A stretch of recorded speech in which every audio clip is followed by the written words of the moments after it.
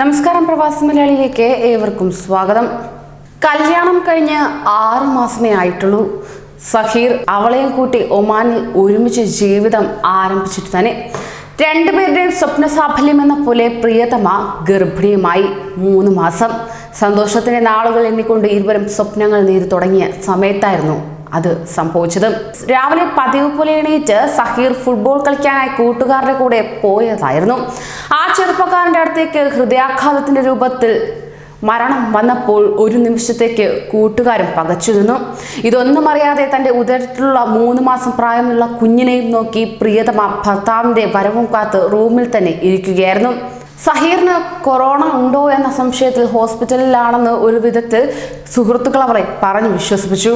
അവളുടെ മനസ്സൊന്ന് പിടഞ്ഞെങ്കിലും ഇല്ല, എൻ്റെ പ്രിയതമന് ഒരിക്കലുമില്ല, എൻ്റെ പ്രാണന് ഒന്നും സംഭവിക്കില്ല എന്ന് മനസ്സിനെ പറഞ്ഞുറപ്പിച്ചു അവൾ. ആ രാത്രി തന്നെ നാട്ടിലേക്ക് പോകാനുള്ള ടിക്കറ്റും അവൾക്ക് എടുത്തു കൊടുത്തു. അങ്ങനെ വെറും 6 മാസം തൻ്റെ മാറിൻ്റെ കൂടെ ജീവിച്ച് കൊതി തീർന്നിട്ടില്ലാത്ത അവൾ പോയല്ലേ പറ്റൂ എന്ന് വിചാരിച്ച് യാത്രയ്ക്കൊരുങ്ങി. മറുവശത്ത് സഹീറിന്റെ ചേതനയറ്റ ശരീരവും പെട്ടിയിലാക്കി നാട്ടിലേക്ക് അയക്കാനുള്ള ഒരുക്കവും നടക്കുന്നുണ്ട്. അന്ന് രാത്രി അവൾ പോവുകയാണ്. സഹീറും യാത്രയിലാണ്. അവൾ അറിയാതെ അവളുടെ പിന്നാലെ തന്നെ അവൻ കൂടിയിരുന്നു.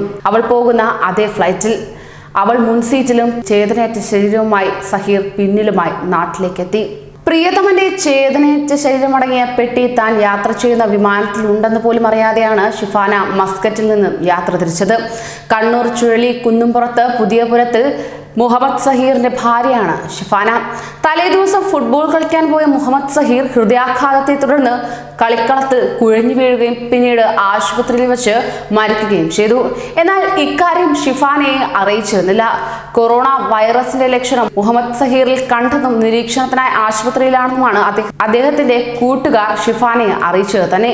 അങ്ങനെ 3 മാസം ഗർഭിണിയായ യുവതി ഇവിടെ ഒറ്റയ്ക്ക് നിൽക്കേണ്ടതില്ലെന്നും നിരീക്ഷണത്തിൽ കഴിയുന്ന സഹീറിനെ കാണാൻ പ്രയാസമാകുമെന്നും അവർ അറിയിച്ചതോടെ മനസ്സോടെയാണ് ഷിഫാന തിങ്കളാഴ്ച മസ്കറ്റിൽ നിന്ന് കോഴിക്കോട്ടേക്കുള്ള എയർ ഇന്ത്യ എക്സ്പ്രസ് വിമാനത്തിൽ കയറിയത്. ഭർത്താവിന്റെ കൂട്ടുകാർ തന്നെയായിരുന്നു ടിക്കറ്റ് എടുത്തതും വിമാനത്തിൽ കയറ്റിയതും.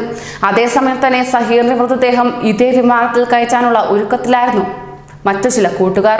മൃതദേഹം അടങ്ങിയ പെട്ടി കൂടി വിമാനത്തിലുണ്ടെന്ന് ഷിഫാനയെ അറിയിക്കാതിരിക്കാൻ അവർ മുൻകരുതലും എടുത്തിരുന്നു. അങ്ങനെ 6 മാസം മുമ്പ് ഇവരുടെ വിവാഹം നടന്നത് തന്നെ. ഭർത്താവിനൊപ്പം ഏറെ സ്വപ്നങ്ങളുമായാണ് ഷിഫാന മസ്കറ്റിലേക്ക് ആദ്യ വിമാനയാത്ര നടത്തിയത്. അങ്ങനെ അവൾ തിരിച്ചു മടങ്ങുമ്പോൾ അതേ വിമാനത്തിൽ കാർഗോ വിഭാഗത്തിൽ സഹീറും ഒന്നും അറിയാതെ യാത്രയിലായിരുന്നു. കോഴിക്കോട് വിമാനമെത്തി ഷിഫാന വീട്ടിലെത്തും വരെ വിവരങ്ങൾ അറിയിക്കാതിരിക്കാൻ ബന്ധുക്കളും പാടുപെടുകയും ചെയ്തു. ചുഴലി പുതിയപുരയിൽ അബ്ദുവിന്റെയും ഖദീഷയുടെയും മകനായ സഹീർ നിസ്വയിലെ അദർ അൽ സമ ആശുപത്രിയിൽ വച്ചായിരുന്നു മരിച്ചത്.